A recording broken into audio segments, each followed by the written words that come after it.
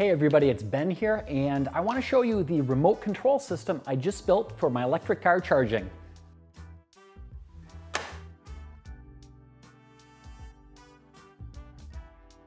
So right next to me here, this is a box that I built that it's a remote control for electric car charging, but it integrates into my home automation system.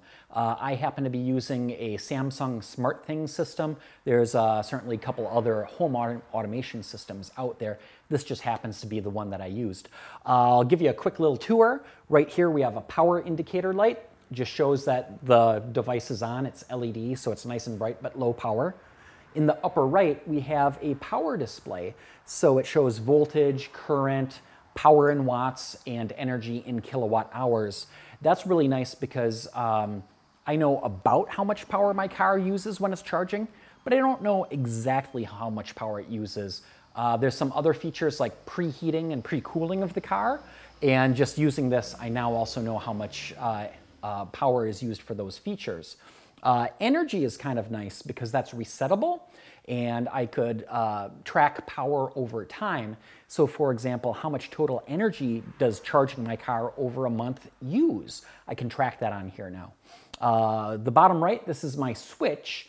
It's a smart switch. This one happens to be a Leviton Z-Wave smart switch.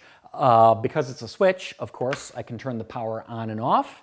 But because it's a smart switch, I can control that through my home automation system. So for example, I could turn that on and off right with my smartphone.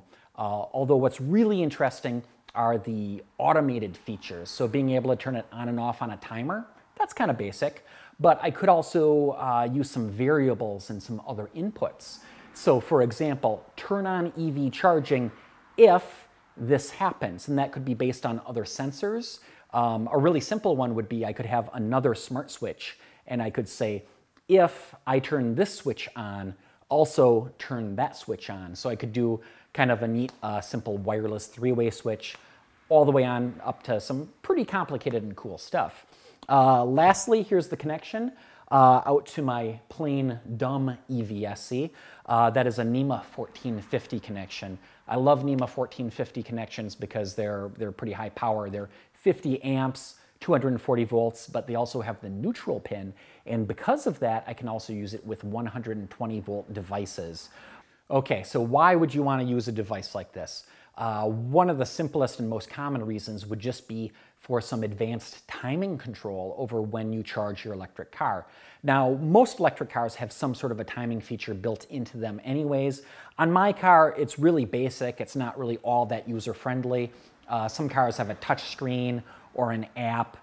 Some are better than others. You know, some of the apps are sometimes a little bit buggy. This is nice and solid. So what I could do is program the smart system to start charging the car at midnight when the coal-burning power plants are essentially just idling and not many other people are using that power. Now, I also have solar on my garage, but at night, I'm not making any of that solar power. So just having this turn on at midnight and off at 6 a.m., something along those lines would work really well. And lastly, using a home automation system is kind of a neat way to be able to add other features in the future. I have a couple of ideas for integrating my solar into the system. And in fact, I'm also only about half a step away from being able to say, Alexa, charge my car. I looked it up. Seriously, all I'm missing is a $50 Echo Dot, and I'd have voice control over my electric car charging. So if you like my videos, please subscribe so you don't miss the next video.